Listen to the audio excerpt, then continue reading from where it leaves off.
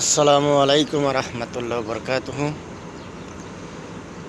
আমি বাংলাদেশের সমগ্র বাংলাদেশের নাগরিক, সকল ধর্মের, সকল দলের প্রত্যেকের উদ্দেশ্যে কথাগুলো বলছি, সেই সাথে মাননীয় প্রধানমন্ত্রী শেখ হাসিনা। কারণ আমি মাননীয় প্রধানমন্ত্রী শেখ হাসিনার কাছে এটাই দাবি যে আপনি একজন নারী, দীর্ঘদিন নারীরা দেশ চালাচ্ছে। এখন নারীর যে হক অধিকার তা থেকে বঞ্চিত হচ্ছে, অথচ নারীরা দেশ চালানোর তাদের ইজ্জতের হানি করছে। তারা রাজনীতি করতে গিয়ে তাদের ইজ্জতের হানি ঘটছে, চাকরি করতে গিয়ে তাদের ইজ্জতের হানি ঘটছে, লেখাপড়া করতে গিয়ে যে কোনো কাজে গিয়ে তাদের ইজ্জত রক্ষা হচ্ছে না। এটা কিন্তু অসংখ্য প্রমাণাদি কিন্তু আমি দিতে পারবো। আমি এটা দিতে চাই না, কারণ মহিলা কলেজে, ইডেন কলেজে, মহিলা কলেজেও তাদের নিরাপত্তা নাই, তাদের ইজ্জতের নিরাপত্তা নাই। এই জন্য মাননীয় প্রধানমন্ত্রী শেখ হাসিনার কাছে আমার দাবি, কি করে মা বোনের ইজ্জত রক্ষা করা যায় সেই জন্য আইন পাশ করা, তাদের নিরাপত্তা দেওয়া, কি কাজ করলে কি করণীয়, এর জন্য কি আইন পাশ করা দরকার, এগুলো নিয়ে চেষ্টা করবেন। কারণ আমরা সকলেই, আমার মা বোনের ইজ্জতের হেফাজত যদি আমরা না করতে পারি, তাহলে জাতি ধীরে ধীরে ধ্বংস হয়ে যাবে। কারণ একজন মায়ের যে ভূমিকা, যে দায়িত্ব, কর্তব্য, সেটা সারা দুনিয়ার পুরুষ মিলেও সেটা করতে পারে না, সে দায়িত্ব পালন করতে পারে না।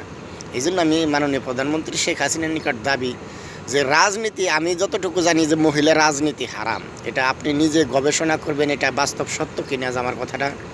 কারণ আপনার সন্তানকে যদি আপনি উমর ফারুক বানান, এটা নিজ দায়িত্ব, এবং হারাম হালাল, জান্নাত জাহান্নাম, রিজিক সম্বন্ধে পরিপূর্ণ ধারণা দেন, এবং শিক্ষা ব্যবস্থায় এইসব জান্নাত জাহান্নাম, হারাম হালাল, মায়ের একটা দায়িত্ব, কর্তব্য কি আদর্শ সন্তান বানাতে।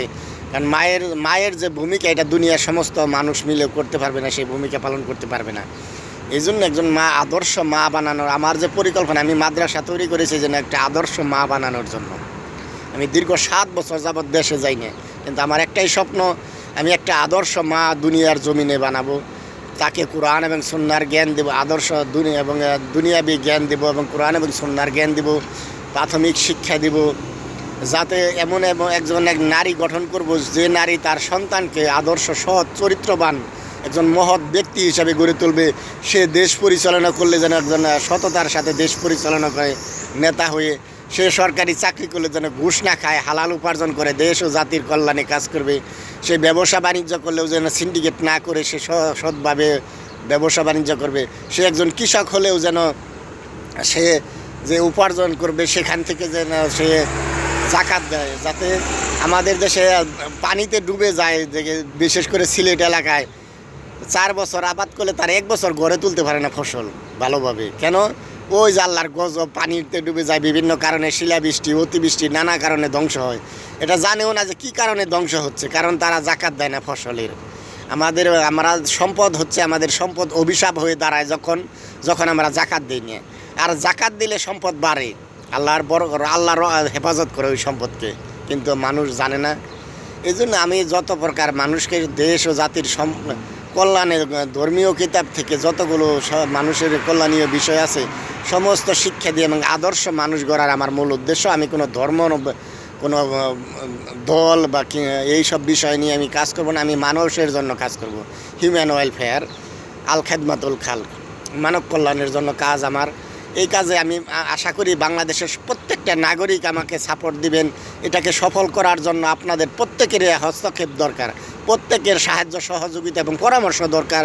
কারণ আমার এটা নিজের স্বার্থে কাজ করব না, আমি মানব কল্যাণের জন্য কাজ করব। এই জন্য আমার সাথে এগিয়ে আসেন আমার জন্য, এবং দোয়া করবেন আল্লাহ যেন আমার এই কাজটা আমার জন্য সহজ করে দেয়, এবং এটাকে কবুল করে নেয় আল্লাহর দরবারে। যেন আমি দুনিয়া থেকে বিদায় নিলে মানুষের কল্যাণে যে প্রতিষ্ঠানটা করতে যাচ্ছি, এটা আমি ধীরে ধীরে এটা কীভাবে করতে চাই সেটা আমি ধীরে ধীরে আপনাদের মাঝে বর্ণনা করব, এবং আপনাদের কাছে পরামর্শ দাবি যে এটাকে আরও সফল বা সার্থক করার জন্য, দ্রুত গতি করার জন্য আপনাদের পরামর্শ দরকার, যে কীভাবে করলে আমি যে আপনাদের মাঝে শেয়ার করছি, এবং এর মাঝে ভুল ত্রুটি থাকলে সেগুলো আপনারা আমার কাছে শেয়ার করবেন, আমার সাথে পরামর্শ দিবেন।